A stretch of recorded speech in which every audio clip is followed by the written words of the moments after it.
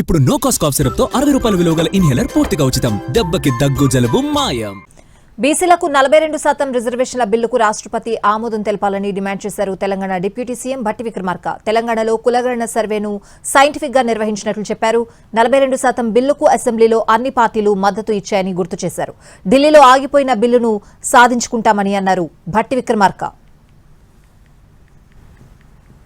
తర్వాత ఈనాటి వరకు ఏ రాష్ట్రంలో కూడా ఈ కాస్ట్ సర్వే జరిగి socio economic political education political survey caste survey అనేది ఈ దేశంలో ఎక్కడా జరగలేదు. అది కేవలం తెలంగాణ రాష్ట్రంలో ఒక్క రాష్ట్రంలో జరిగింది.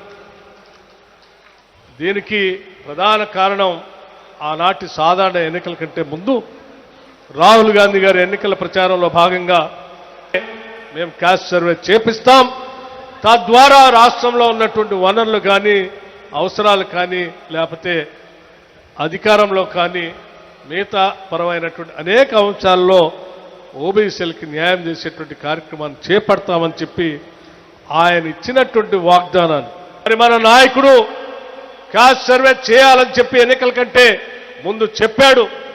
మన నాయకుడు ఆలోచనల్ని మన ముందుకు తీసుకొని పోవటం మనందరిపైన బాధ్యత ఉంది.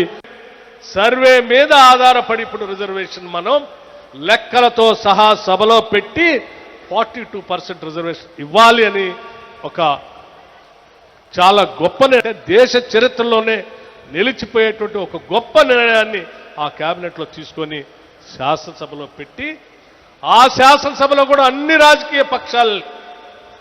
రాజకీయ పక్షాలని చర్చించడానికి అవకాశం ఇచ్చి వాళ్ళందరి చేత కూడా ఈ 42% రిజర్వేషన్ అనేది ఓబీసీలకు ఇచ్చేది లెక్కలతో సహా మీరు పెట్టినటువంటి సంఖ్య ఈ సర్వే చాలా నిబద్ధతతో ఉంది కాబట్టి మేమంతా కూడా ఈ 42% రిజర్వేషన్ ఓబీసీలకు ఇచ్చేదానికి మద్దతు ఇవ్వనటువంటి పరిస్థితితో ఆ సభలో ఉన్నటువంటి బీజేపీకి సంబంధించిన శాసన సభ్యులు కానీ టీఆర్ఎస్ పార్టీకి సంబంధించిన శాసనసభ్యులు కానీ ఆ బిల్లు మద్దతు ఇచ్చి ఆ 42% ఓబీసీ రిజర్వేషన్ సంబంధించిన బిల్లుని చట్టసభల్లో పాస్ చేసి గవర్నర్ గారికి పంపించి ఈరోజు రాష్ట్రపతి గారి దగ్గరికి పంపించినటువంటి ఈ విషయం చాలా పకడ్బందీగా చాలా స్పష్టంగా చాలా జాగ్రత్తగా తీసుకున్నటువంటి నిర్ణయం వల్లే ఈరోజు భారత రాష్ట్రపతి గారి దాకా ఈ 42% రిజర్వేషన్ సంబంధించిన